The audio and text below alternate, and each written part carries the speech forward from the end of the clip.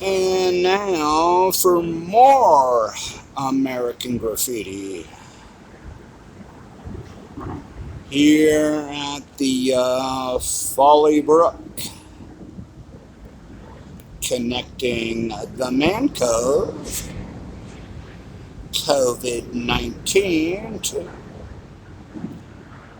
Connecticut River here in Wethersfield. Um, I spoke of this one time, I think, in another vlog, but I stayed with my older brother in the fall of 1979 in Santa Monica.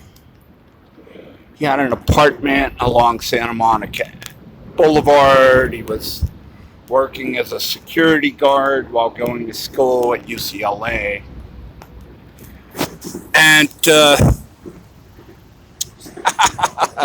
my brother got a late start with women, but I will tell you, once he got started, he never ever stopped. And you know, so when I went out there just for like a semester, free from school in the fall of '79, that's all he talked about is women and women and women and women and the count and the numbers and the techniques and it's so passionate and so spirited about his sexual adventures as a 22, 23 year old young blonde white boy in Santa Monica. And it's like, hey, more power to you.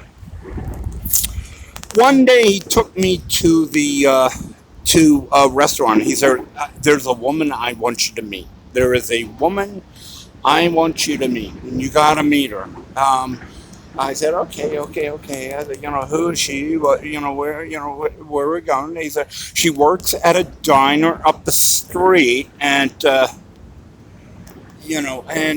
So we went in, and beforehand, as we were walking up the street to go to the diner, he said, she's like a mother to me. She is like a mother to me. I mean, it's like I can call her any time of the day or night, and she's there, and it's like, it's such a nice, you're going to love her. You're going to love her. You got to meet her. And so I met her, and she was Asian, which was Howard's type, my oldest brother's type. It was like, it's like everything Asian women after a while in LA. And she was about twice his age. If my brother was 23, 24 at the time, she was 40, pushing 50.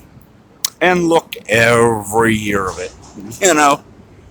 But he was in love with her. He was crazy about her, because she was this young man's mother.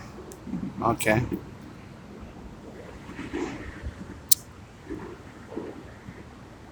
You see that? This is under the bridge of Folly Brook. It looks faded now, but at one time you could tell that white paint was applied to some graffiti up there. Can you see that? I'm counting one, two, three, maybe arches there that have sort of been whitewashed, as if some woman was offended by the dirt and sent perhaps a young man down to clean it up and kind of make it nice.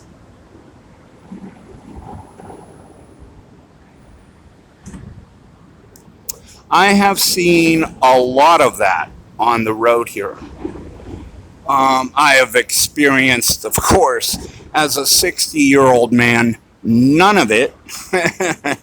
But I've experienced a lot of that where young men, it doesn't matter, gay or straight, will be taken in and housed and cared for by older women and sort of, cleaned up and taken care of, and, let's get a good night's rest tonight. And all across America, from the time I became homeless in Phoenix to today, I've seen this sort of mother love for these young men who they take in and they sort of clean the road off them in one way or another. Who's to say? It's like I asked my brother after we had breakfast at this woman's diner. I said, "Did you bone her? Are you boning her?" He's like, "No, no, no, no, no, no. She's mom.